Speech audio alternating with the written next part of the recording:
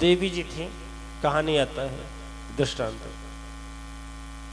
और देवी जी का उनके देवता बड़ा उनका प्रेम प्यार करते थे, दुलार करते थे, एक क्षण के लिए अलग नहीं होते थे। तो और कुल तो बात अंदर की बात थी।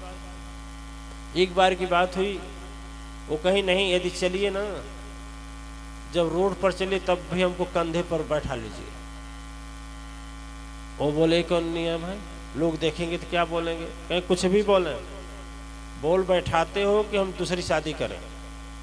आज ये बोले दूसरी शादी करें तो तैयार हो गया, तैयार तो हो गया, लेकिन हंसी बहुत हुई। इतना हंसी होगा कि नहीं होगा, अपमान हुआ।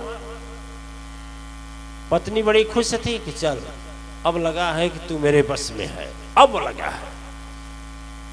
अब वो गुरुजी के यहाँ गया बेचारा, कहा गुरुजी सब कुछ आजीज हो गई है। तो कहे कि काम कर, तुम भी उसको कह दे कि वह जीवंत जिए ना। कहे कैसे, ये का मतलब नहीं समझ रहे हैं। कहे अच्छा एक काम करना, तुम नहवाने के लिए ले जाओ। कहाँ ले जाओ? स्नान कराने के लिए ले गया नदी के तट पर। पत्नी तो अपना तेज तर्रार थी, अपना पहना कपड़ा बड़ा पहने थे खूब बढ़िया सुंदर, लोग देख कर कहें कि अच्छी पत्नी है। और जब नहाने को हुआ तो बोले कि नहीं, तेरे कंधे पर बैठ कर चलूंगे तभी नहाऊंगी, नदी में जाना है। तो वो भी अपने गुरु से मंत्र लिया था, सदगुरु से, कंधे पर बैठा लिया। बोल साचे दरबार की। अगल बल क्या देख रहे हो, तुम भी बैठाए हो क्या है? तो क्या बगलियां नहीं आ रहे? और बैठा लिया। पानी आया यहां तक, कहीं और अंदर चलो।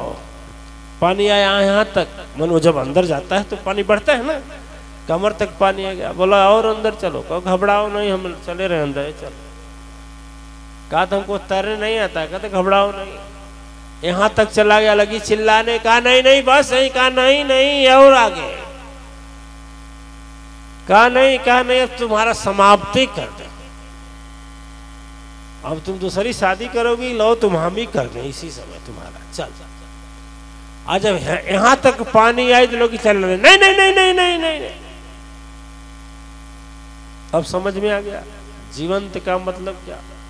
जीवंत का मतलब ये हुआ, अब मौत सामने जब आ गई तो उसका सुंदरता का घमंड क्या हुआ, चकनाचूर हो गया।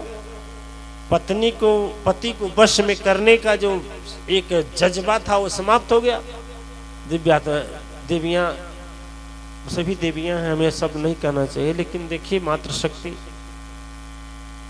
बस में किसी एक को करना चाहिए, सोचना चाहिए। एक को, किसको? भगवान को या मां शक्ति को, वही हो।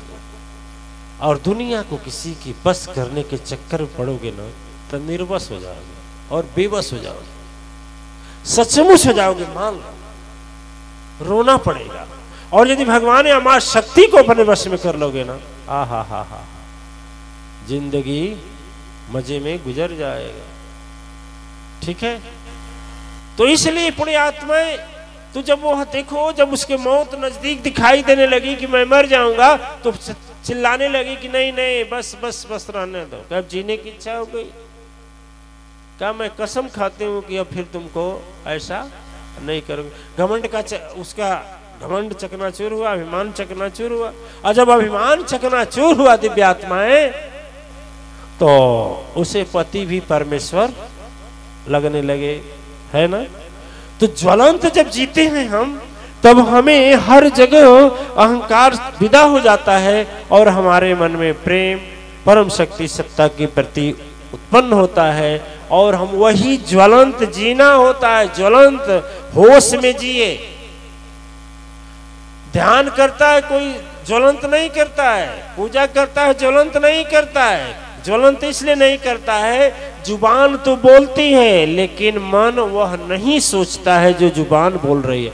बोले हाँ या ना, मन भागेला सीधे सीधे शब्द में। ध्यान करने बैठने, पूजा करने बैठने पर भागता है ना, तो वह ज्वलंत नहीं है।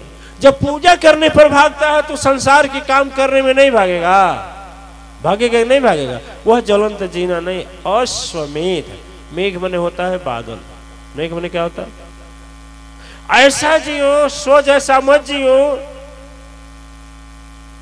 निर्जीव नहीं जियो, ऐसा जियो कि मेघ बादल की तरह संसार में छा जाओ। और देखो, बादल की तरह संसार में तभी छाओगे जब तेरा मुलाकात या संपर्क बादल बनाने वाले से हो जाए।